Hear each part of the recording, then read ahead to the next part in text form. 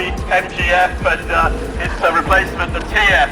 I think there's no doubt that they represent the future of the MG movement, and there's that level of interest is going to just get stronger as the years go by. Now, the MGF was, I can never remember when it was introduced now, but it's about 10 years old, 1995, isn't it? So, celebrating its 10th birthday. This is the car as originally launched as the MGF, whereas behind we've got a TF. So this is the car with the styling as Jerry McGovern actually intended it, rather than as facelifted under the direction of Peter Stevens. So you've got those sort of rather more rounded headlamps and slightly softer lines to it. Also, the great thing about the F is that it's got hydrogas suspension, which gives you good road holding and handling, but a nice, compliant soft ride. The reason why I had hydrogas suspension was because one, it's nice and compact, and two, they actually built the car around the derivative of the Metro floor pan, so it was keeping the Metro's very clever, simple, elegant hydrogas all-independent suspension.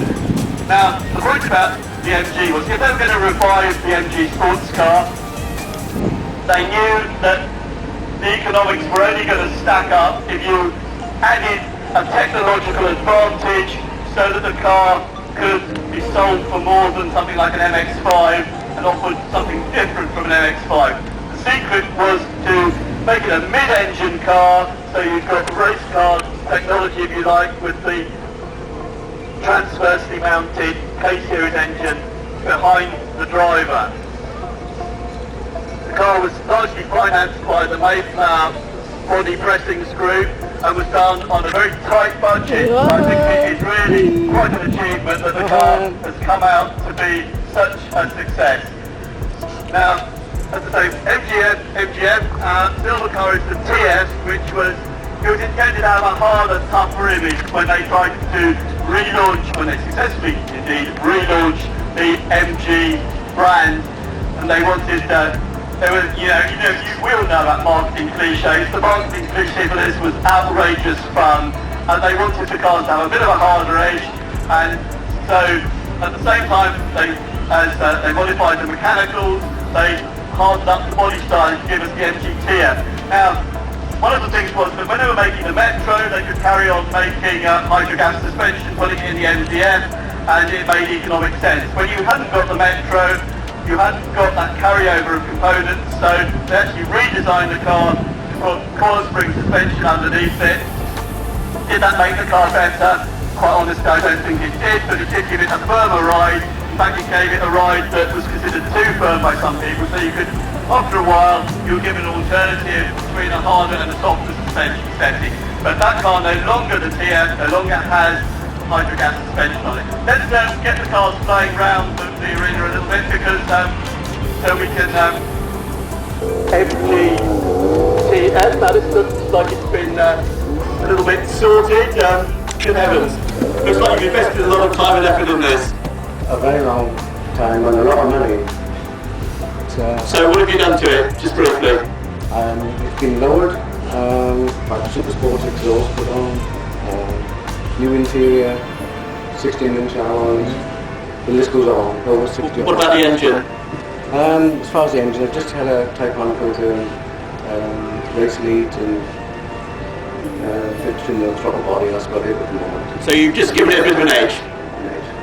Right, okay, let's, you must be one of the few people that was actually bought one of these.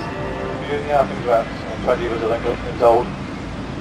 Yes, the last I heard was I think only 2 had actually made it to private owners, but I think a few more since then. What's it like to drive? Absolutely brilliant. Road holding's fantastic.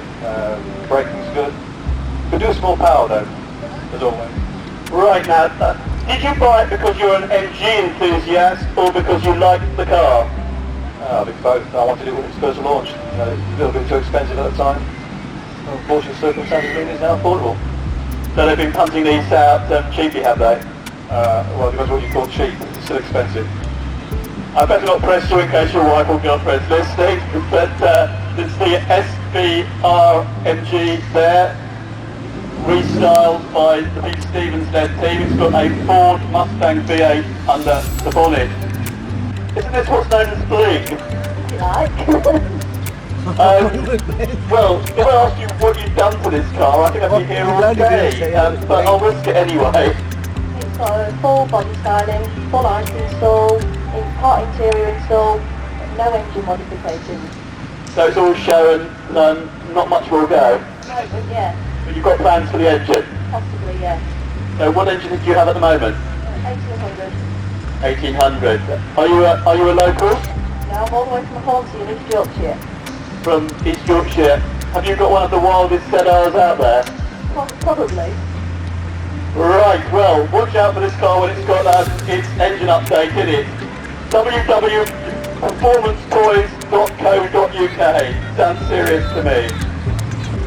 But it is rare. I mean, the guys said it's rare in its sort of things and statue. So well, it is rare because it is one of the pre-facelift V8 ZT cars. So, I don't know. I mean, they've got the styling pretty much right, and then they tinkered with it after they'd only made this for a few months, of course, which didn't do much for the second-hand values of the cars. And if you ask me, they've actually made the car more ugly. So this is bound to be a collector's item in future years.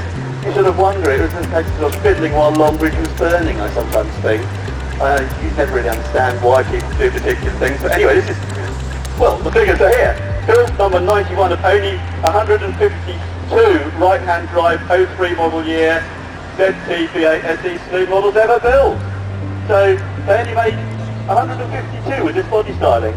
152 SE saloons, but 217 in total. That's SE saloons, non-SE saloons, and the Tour garages. There's only 217 in total. Coming up to give us a little bit of contrast, we've got the Austin counties coming in.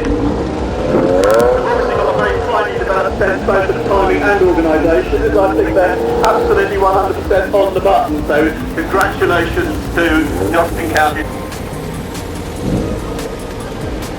Those ZRs certainly seem to be very popular with Hello. Oh, it's fine. That's alright, wasn't it? Yeah. We'll do it again tomorrow, probably. I was said to Brian, I wouldn't be surprised if we don't do it again tomorrow. We're in the programme for doing it. Yeah, man. Similar sort of time tomorrow.